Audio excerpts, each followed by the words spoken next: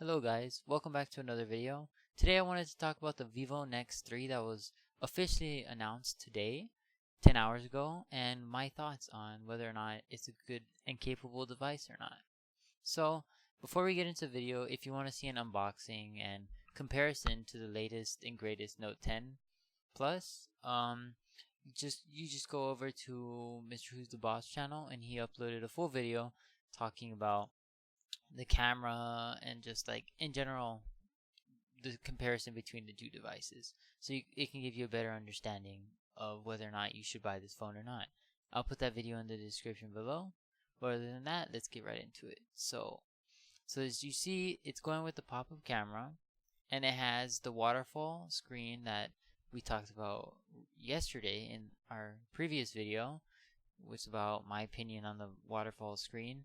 And it is shown that I was wrong when it comes to the accidental touches. It was proven that there weren't any accidental touches on the Vivo Nex 3, despite of it curving over so far. Now that that's proven wrong, I want to see how durable it is. That's the main factor, how durable this phone is. Now, when it comes to the screen, it's only a 1080p, so it's not like the gorgeous HDR10 Plus like we'd all wanted, like from Samsung, for example. But I mean, you have to give credit where it's due. They have no notch, they have full bezel-less, and they have the new waterfall screen. So props to them for trying something new.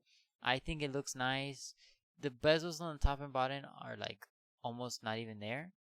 The pop-out camera, I'm still not a big fan of pop-out cameras in general, but it gets the job done and it looks really cool when doing so. It also leaves for more screen resolution. So as you see, it's a 99.6% screen resolution.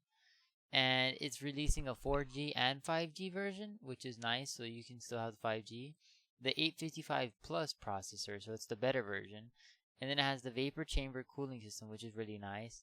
It has a bigger battery than the S10 Plus. The S10 Plus has a 4300, this one has a 4500, and supports 44 watt fast charging. And in Mr. Who's the Boss video, it's shown that this is not extremely faster, but it's faster than the S10 Plus's fast charging. So it's nice to see that that's how like the phone's capable even with a bigger battery to charge faster. But don't count me on that. I don't know for sure. Watch the video and you'll figure out. There is an in-display fingerprint scanner, which is really nice to see. And because of the waterfall display, they had to opt out on buttons, so it's all haptic touch on the sides. I don't know if you guys prefer that or not, but in my opinion, it's kind of cool. But at the same time, I don't know the longevity of that and how that even works in general. So I guess it's just personal preference and see how it goes in the future. So we have the 64. That's where this is where the cool stuff happens. On the back, there's a 64 megapixel camera, a 13 megapixel ultra wide, and a 13 megapixel telephoto. So 64 megapixel mode, like Mr. Who's the Boss says in his video, is really good in nice lighting, but when it comes to lower lighting, you probably shouldn't use it. The ultra wide is really nice, and it even has a macro mode, which is also nice as well, so you can get super close to objects. So they have the pop-up selfie camera, like I said before, that I'm not a big fan of, but it has a 16 megapixel on that, so it's nice. But if you watch his video, you'll see that when it comes to video and recording, the stabilization, the HDR, the dynamic range in general is not great at all. It's very shaky. It feels like you're in an earthquake every single time you take a step, which is kind of disappointing to say the least, because the camera is very capable. I'm sad that they didn't put into more work into the what is called the recording aspect of it. But I mean, I guess every phone has its drawbacks. Overall, this phone is pretty good. I can't wait to see it in the market. It's very capable, and I really like what they're doing and how they're taking that leap forward into the waterfall screen and just trying new things basically. instead of just sticking with the norm.